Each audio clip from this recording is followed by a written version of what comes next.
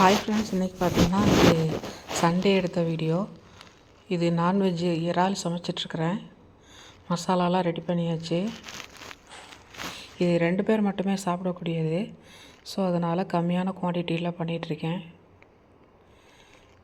இறாலெல்லாம் நல்லா சுத்தம் பண்ணிவிட்டு மசாலா நல்லா கொதித்து வந்ததுக்கப்புறம் போட்டு திக்காக கிரேவியாக இறக்கியாச்சு.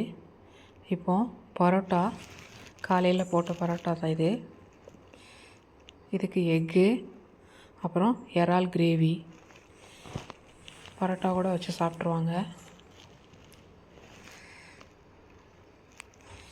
இறால் பார்த்திங்கன்னா ஈஸியாக குயிக்காக பண்ணிடலாம்.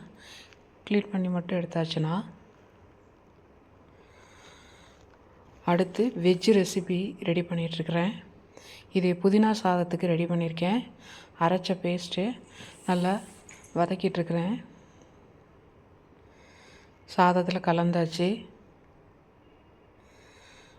இது அரிசி அப்பளம், அப்புறம் மாம்பழம். ஓகே, பாய்.